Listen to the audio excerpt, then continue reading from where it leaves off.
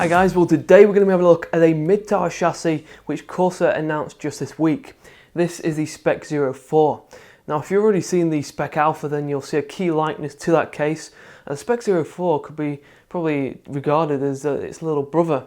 And this case is going to be available in a trio of different colours, red, yellow and grey. And today we're going to be having a look at the grey version. SPEC-04 adopts a modern and a futuristic design which is sure to put a unique stamp on your configuration. Inside, the case is equipped with a traditional layout with all the essentials that you could really need. Now in terms of the pricing for this case, you're looking at around about £50 in the UK, and then if you're in the US it's going to be around $50 as well. So this is an affordable case and one which will probably suit enthusiasts which are looking to save a bit of cash. But the real question is, we've seen that low price tag, but will there be any cutbacks? Let's find out. Right guys, well we're going to start at the very front of SPEC-04. So here we have a plastic fascia which features an asymmetrical design. If you're looking for something which is a bit more unique and abstract, then this certainly fits the bill.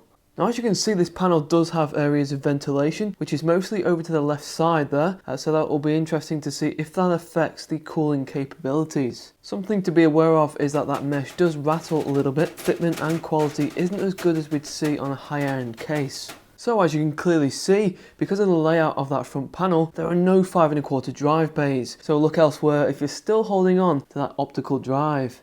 Now this front panel is removable. All you got to do is pull from that lower section. And on the inside of that panel we don't have a detachable dust filter as such. Instead we have fixed sheeting. So that prevents the dust from escaping and it will collect and you can vacuum that away. So underneath this panel we have just a single 120mm fan, but one which is LED ready. And the configuration at the front here means that you can have two 120 or two 140mm fans. Now the front panel connectivity sits on the edge of that front panel and is arranged in a vertical manner, and what we get here are a power button, one USB 2 port, one USB 3 port, a microphone jack, a headphone jack, activity LED and a small reset button. So the bare minimum are all present for basic functionality. Up at the top of SPEC-04 we have a steel panel with some perforated mesh for adding in two 120mm fans. Now as you can see, that section is going to be susceptible to dirt and dust falling into the chassis. That is something to bear in mind, and it might be worth investing in some 120 covers if you don't plan on installing any fans. Okay, so for the side panels, on the prominent side we have a large perspex window which gives you the ability there to showcase your system. Over on the other side we have just a solid panel, and we should say at this point that both panels here extend out to provide you with a few more millimeters of clearance. And both side panels also have two thumb screws for fixture. With those panels removed, we now have a view inside SPEC-04, and this case follows a conventional layout for a computer case. It accommodates up to 80x form factor, and around the case we have storage options and cutouts for cable management, and now we're going to explore these in more detail. So beginning with the power supply, this is at the bottom of the chassis and there are 4 rubber mounts underneath it to cushion it. And underneath the power supply we get a dust filter which can be pulled out and cleaned while the case is stood upright.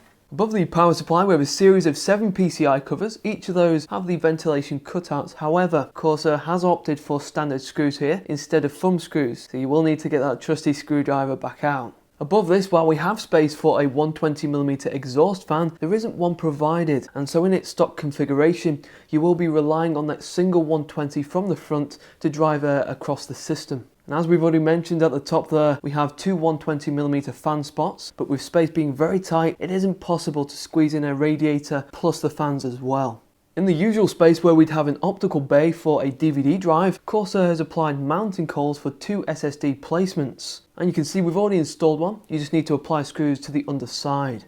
There is also more storage below this in the form of this cage, which can house a trio of 3.5 or 2.5 inch drives. All you got to do is slide the drive into one of the available trays, making sure the pins attach to the sides. And for smaller drives, you just need to apply the screws underneath. Okay, so next we're going to take a closer look at the clearance options within SPEC-04, as this is quite an important area for you guys who are system builders who need to know whether something will fit or not. And so for the CPU cooler, Corsair actually specified 150mm, which is definitely wrong because here we have the Cooler Master Hybrid 212 Evo, which is 159, and the top of those heat pipes do not cause any problems when reattaching the side panel. And so as an estimate, you've probably got around 160 there. In the graphics card department, in that top spot you've got up to around 380mm for the total length, as that card can extend right to the very front of the chassis. But if you do have the card in a lower position, in line with that cage, there is up to 280. So there are quite a few options there for the graphics. Now the location behind the Mobo tray is important for storing cables, but there isn't a lot of space here to play with. As you can see, there is under 1 centimeter, but the side panel should give you a little bit more. But you know, things can get quite difficult for the cable management. There are no grommets on the cutouts, but there are quite a few of them, and there are places there to tuck things away. For water cooling, there is no space at the top for combining a rad and fans due to the dimensions, but at the very front here, we can install a 240 or a 280mm radiator, but that would mean ripping out the storage cage. However, with the cage still attached, above you could add in a 140mm hydro unit in the space above that stock fan. And Corsair actually market this case with pictures of that attached, and it works very well. Okay, and finally guys, we're now going to do a quick sound demo to give you a better understanding of how loud SPEC-04 is with that single 120mm fan.